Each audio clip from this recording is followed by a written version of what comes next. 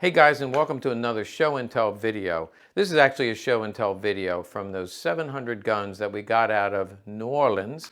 Probably a lot of you already saw that, and I had them all spread out, and I said I'm going to pick out some guns.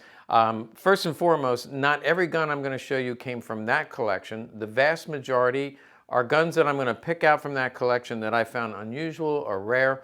And I'll probably do a series of 3 videos, just like I did with Peter's collection. I'll do a series of 3 videos of interesting guns. Not from that collection, but came in this week, is a Sturmgewehr. Now this is an MP44, you can see right here. Also it's had, you see this dulling here, this has had a little bit of touch up. I think it was worn, a little bit of touch up. It's all matching except for this part of the wood stock, not from wood stock, but the wood stock. And then it is all matching numbers. Now this one, the receiver has been cut. You can see a cut right here, and it has been rebuilt in semi-automatic. So this is a semi-automatic, not full auto. The advantage of semi-automatic is you don't have to wait 6 months to get it. And the disadvantage is it's not full auto. But that also means that it's a lot cheaper as well, and so therefore this is actually on hold right now. We had it on for a day. It went on hold right away. Somebody is going to come take a look at it and perhaps purchase this. I have a guest today, special guest. Apache is here. Also likes guns, likes to just lay here like I do, just lay amongst the guns. Apache is visiting today. And so he wanted to get in the shot, so we wanted to get him laying with some guns. As long as he behaves himself, we'll just let him stay there, but if he interrupts, we'll get him out of the room. Okay, the next thing I wanted to show you was these miniature daggers. Now these were made during the Nazi era. They also replicate them.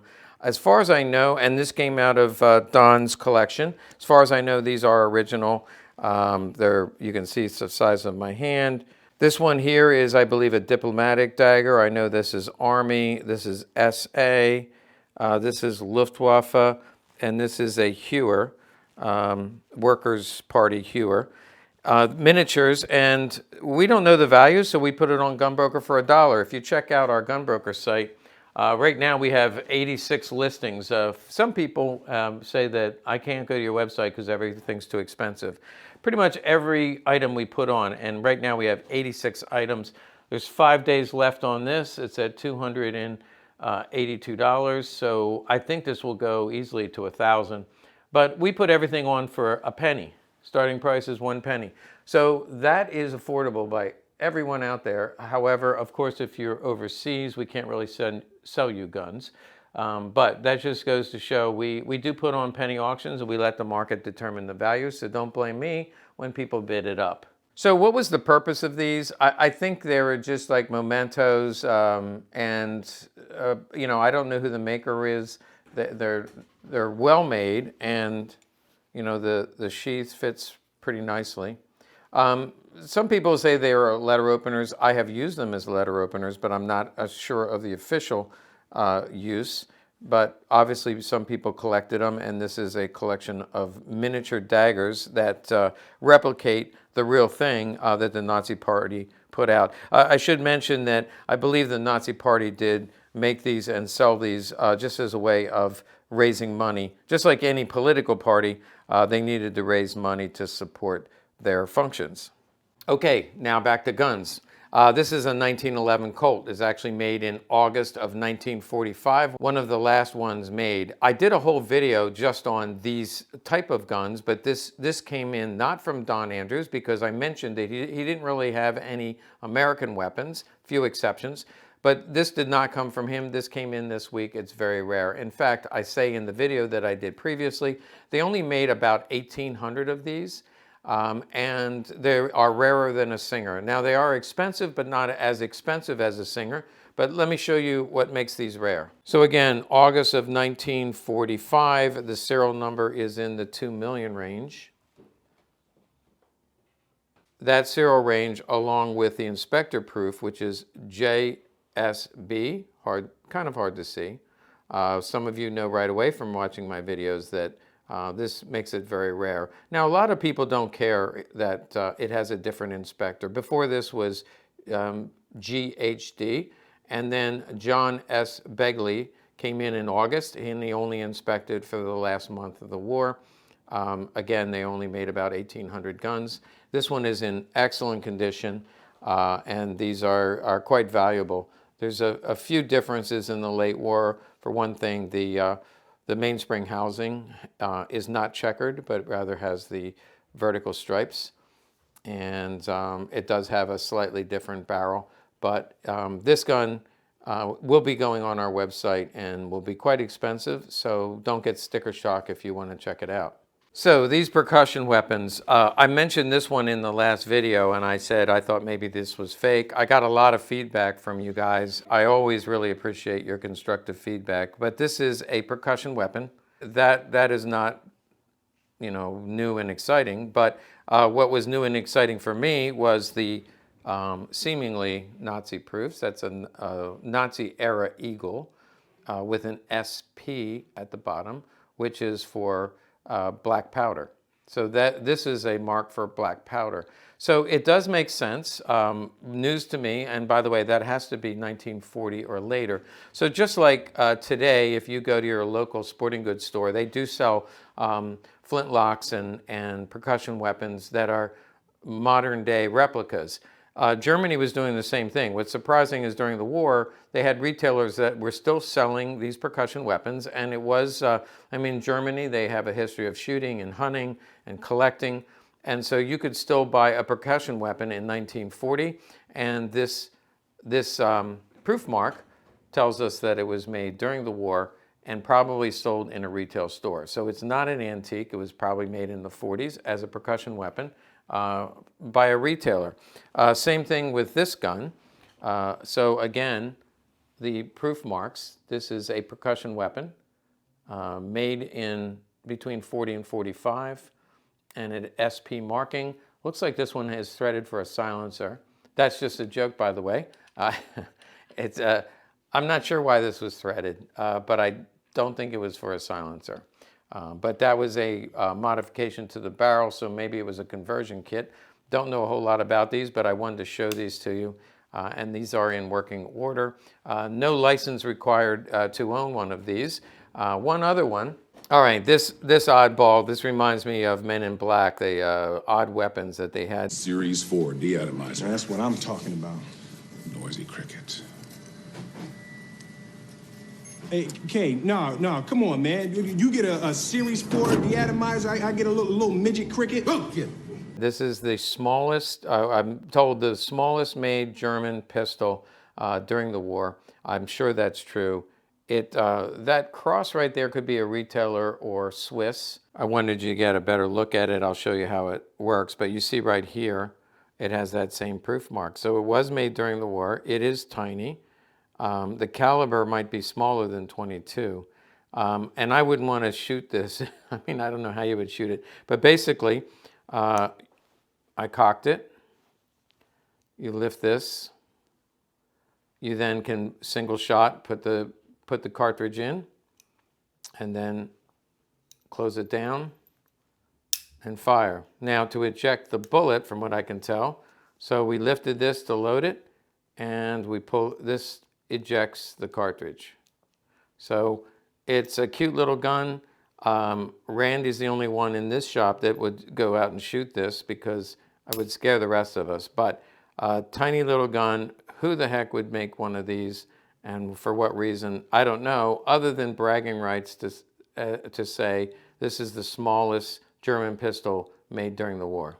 Okay, there were actually two of these in the collection. If you remember, I held it up and I said, this is a pancake gun. I made that up. I didn't know what it was. I mentioned how thin it was. But actually, this is the perfect concealed carry piece.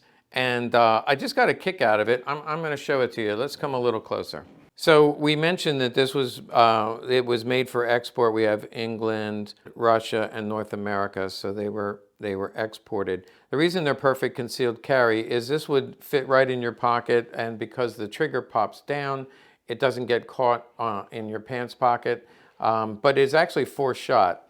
And here's how that works. You pop this up. So it's a great little design once I figured it out. Pop this up, and this whole cylinder revolves. It actually comes out easily. There are 4 shots. These look like 25 caliber, by the way. Push the button up. You go in horizontally, and then it swivels. Now, what's interesting about the design, the first shot, what I did is I looked inside here, and there's 2 firing pins on the top. And the first shot, the firing pin on top hits. Then the second shot, the firing pin on the bottom hits. Then all you do is rotate the cylinder, and you get 2 more. So 4 shots, 1 cylinder, flat as a pancake, fits in your pocket, perfect concealed carry piece. Let's try it out. What do you think? Am I carrying? Well, it seems like there's something in there. Actually, a couple more comments before I go. This is actually made by Sauer, and it's called a bar pistol. It has a Crown U proof, so it was certainly made between the wars and not for very long because they're very rare. I had not seen one before, but again, this collection had 2 of these. Now a P38. Now Don had a lot of, well, I should say Peter had a lot of factory error items, and I showed you some of those and got a kick out of them. Don also liked these factory error guns. Here, take a look at this P38. It would be a common P38 except for the fact that it was made in 444. So that's April of 44. Actually not. That is a double stamp, if not triple stamp. It almost looks like our focus is bad on this gun. But the P38 was triple stamped, the BYF is triple stamped, and the 444 triple stamped. The serial numbers are all fine. Again, you see the common grease that he has on all of his guns, which we cleaned up a lot of it. It has the proper Eagle 135 proofs. This is really in much better shape than most, but the triple stamp, I just got a kick out of it because clearly Fritz had a few schnapps that day. Okay, wartime, Walther PP, another factory error. Check this out. So first of all, this gun is actually beautiful. Very little wear here at the muzzle. You can see the striations from the machining, but also right here, I would normally have thought that that was pitting from Katrina, but actually his tag said that this is a casting flaw. So it was like this when he bought it before Katrina. And this is a casting flaw, which I've seen before. And just because as, well, 1943, 44, they were not worried so much about the condition of these guns. And here's a example. You can see that it is, well, that's mid-war with a P at the end. But look at it this way, and check that out. It's a reversed P. So again, factory error. It also tells me that this was stamped separately, that the serial number and the P were separate stamps, which is good to know. So that means this P is struck a little harder than the serial number. So the serial number is struck, and then the P is added, and that is proved by that factory flaw. This is another P38 that came from Don's collection, and this one is somewhat unusual. Well, let me come a little closer. So this is a Mod HP, which is typically a commercial gun. But it's late war, it kind of has a plumb frame, and you can see here that it was inscribed.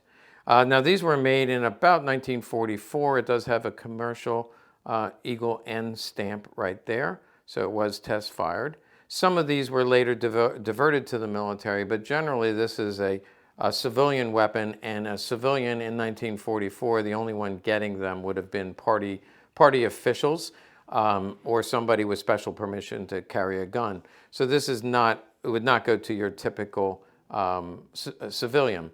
Now this is a presentation piece, and Don said a little bit about this was presented, but he wasn't on the internet back then. So when I picked this up last week, I was able then to research. It was given to Dino Belli, and I was able to find him from General Holmes Dagger.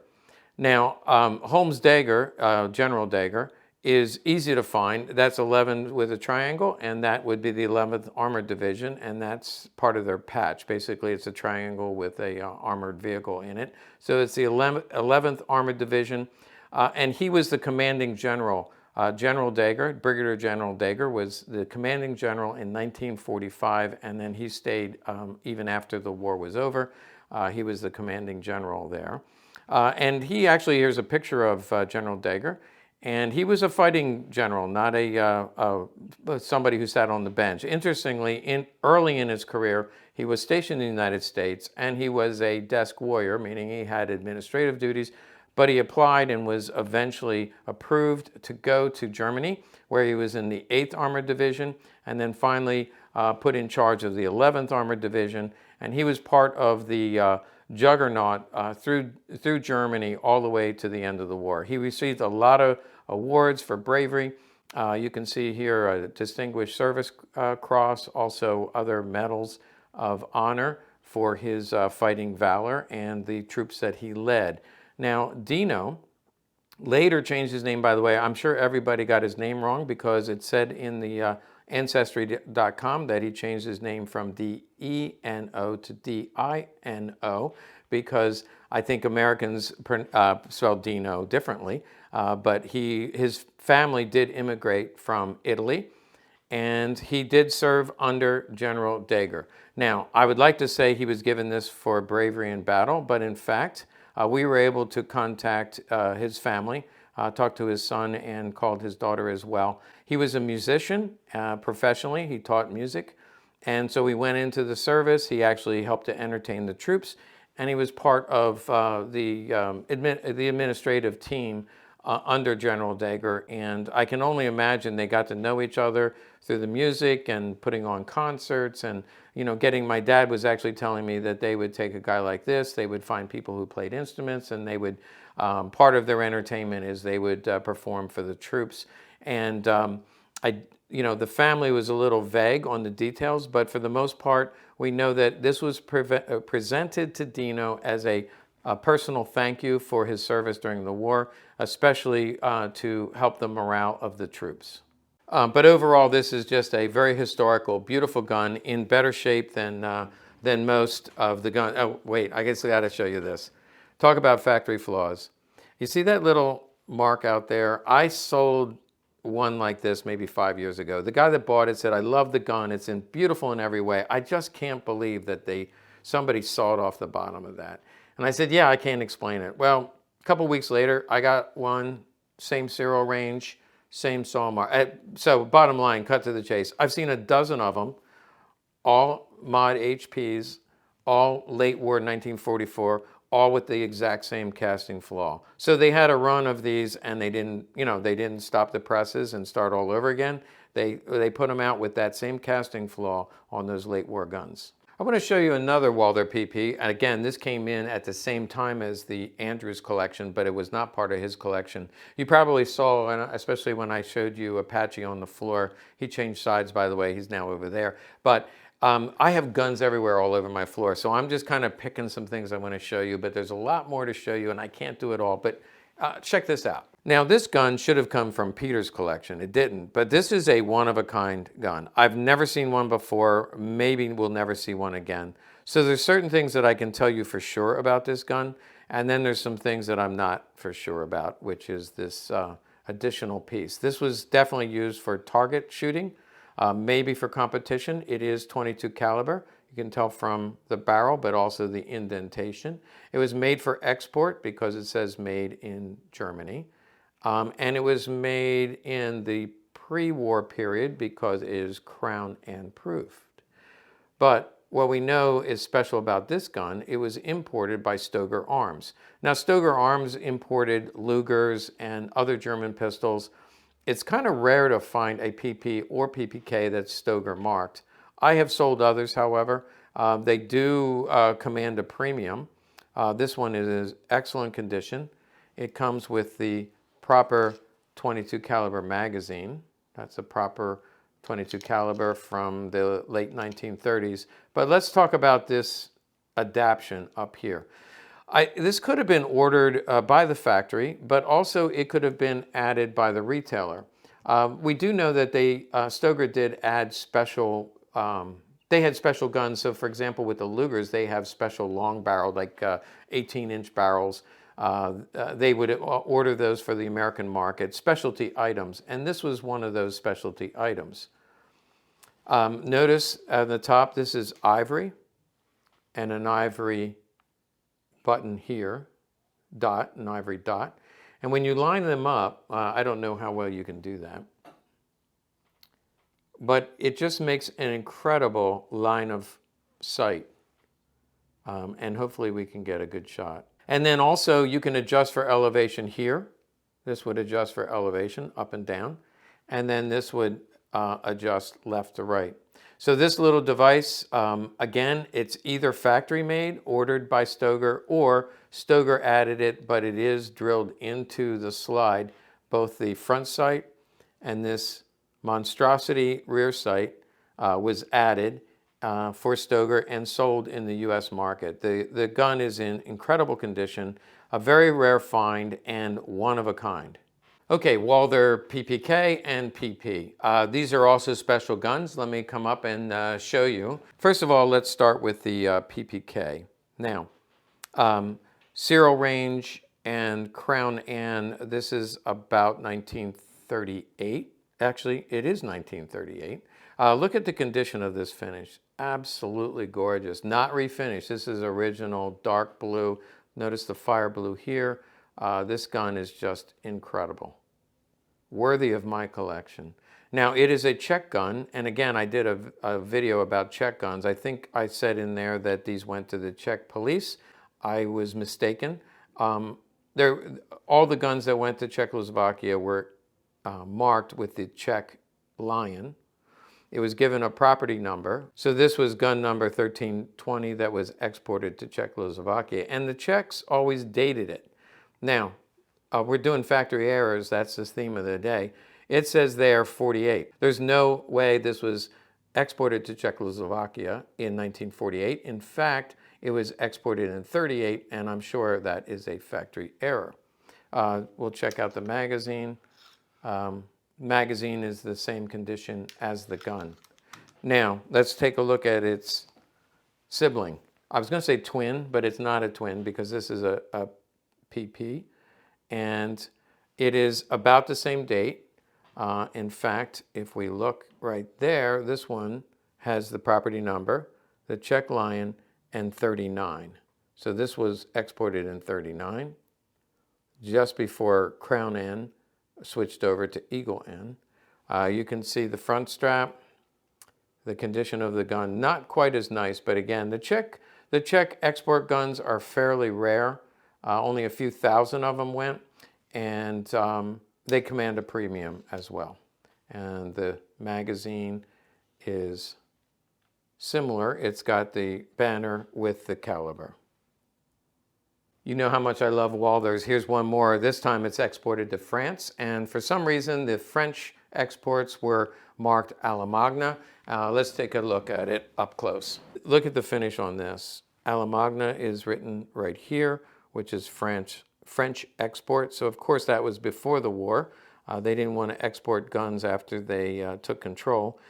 If you look at the front strap, beautiful, but something different about the finish. This is Doral. See that little line there? That's where the steel meets the aluminum frame.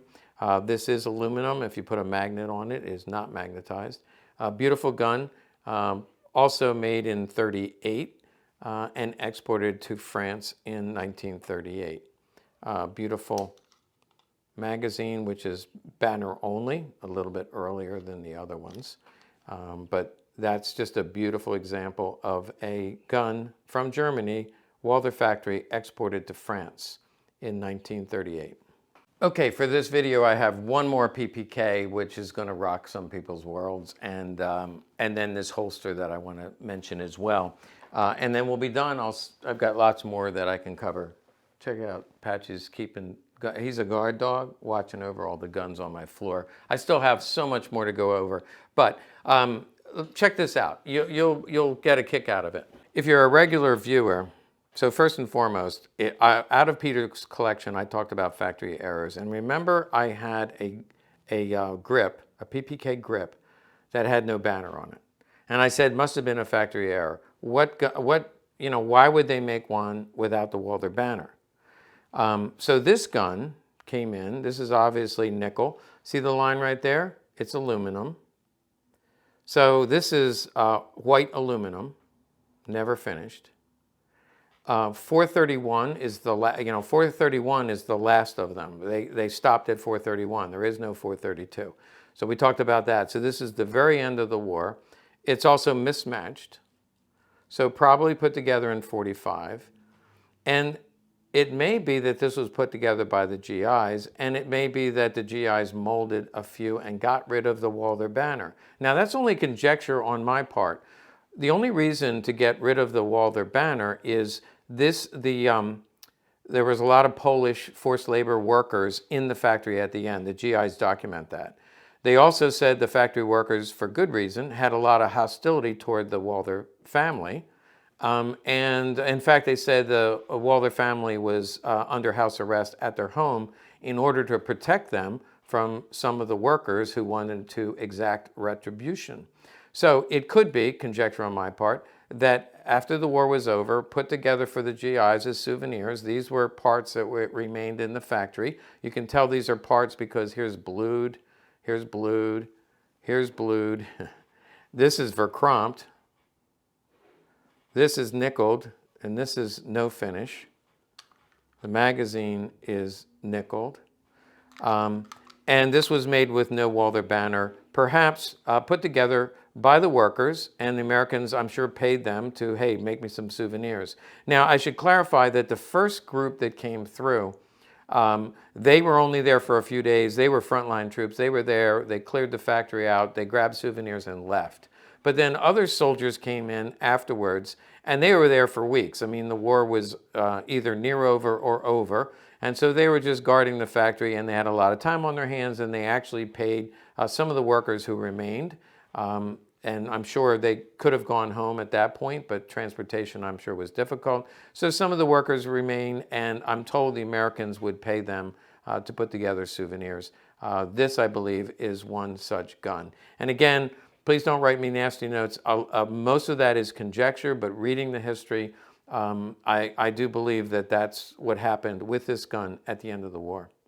Talking about what happened in the factory at the end of the war, that reminded me. See, I lied to you again. I told you I was almost done. I have to show you these pictures. These are phenomenal. Now, some of these have been in books, but this was in Don Andrews', he had a file drawer, and this was an envelope. These are photographs from the factory during the war and at the end of the war. So check this out. These are some of the Polish workers in the factory. This guy looks like it's pitted. I don't know how that's possible, but this guy looks like Africa Corps, so maybe early. These were actually some of the workers. They did get regular exercise. That's the Walther factory behind it, behind the people. There's obviously some of the workers in the Walther factory. This is their lunch break. See everything from old men to younger men. Lunch break at the factory. Now the conditions here, first of all, if you're forced from your home to work in Germany, that is not a pleasant thing. But the conditions at the Walther factory were not deplorable. I do see some women and men. I don't know the date that this was taken. They're not marked on the back. More factory workers. That's the lunchroom. Shows a little bit about what it looked like. The factory, by the way, was a sprawling campus. Here this looks like a very young boy, maybe being educated on the engineering of some of the guns. Here they're putting together, they have barrels, probably more for Walther rifles. Some of the equipment. Now some of these pictures I have seen before, so these have been in circulation. Again, factory workers, they're really lined up there, full production. Somebody from Germany can help me with this, but this is Elamelis, and I would think this would be like a guest house for somebody visiting the factory. Not sure, but that's a sketch. Again, making guns, making guns. I mentioned a sprawling campus, and in this case, they were exercising, and it looks like there might even be a soccer net and maybe had recreation. Here's my favorite shot. The factory had a bowling alley, probably in the basement, kind of like the White House. For you, those of you not in the United States, you may not know, but there's a movie theater at the White House and a bowling alley. Here's the bus that would take the Walther bus, took people back and forth, maybe to camps, not sure, but that would be the Walther bus that brought the workers to work. You can see in the background, that's part of the factory. Okay, last thing I wanted to cover is this holster that was found with one of the guns. Now, there was nothing remarkable about the gun. This does fit a Walther PPK, and that is the railway insignia. It's basically a wheel with flying wings, and that was the symbol for the Reichsbahn, or the German railway system. Most of us are used to this, which I mentioned before. This is a railway police gun. This one mentions the Bandschutz and Stuttgart 1940. This one is ACA marked, and it has a Walther PP. Nothing remarkable about the PP, but we assume it went to Railway Guard. And this is not marked specially in any way. Some of them are marked, oh, actually this one is as marked specially. This one is RBD, the Railway Police Munster, or Munster, or Monster, but it's Munster. And so this was a Railway Police Guard. And they actually have Railway Police PPKs as well. Some of them are marked 1940. Some of them are marked RBD Munster. This came with just a regular PPK. No, there's special markings, but I thought it was a very cool holster with this attachment on it. Makes it special, but you could probably, if you have a Railway Police PPK, this would be a great holster to put with it. Hey, thanks for watching. Hope you enjoyed that, and I want to thank my special guest Apache for helping out with the filming of the video, and also Randy. I do have more guns to show you. I hope you enjoyed this. I still have a lot. Out of the 700, I still have a whole lot more that I can show you. And so I'll bring you at least 2 more videos on this topic. I also mentioned going to the museum in New Orleans, and I got a lot of positive response about that. Not sure when I can schedule that. I don't think I want to be down there in July and August, but hopefully sometime soon I'll get down there and bring that all to you. Make sure you like and subscribe to our channel because we really appreciate your support.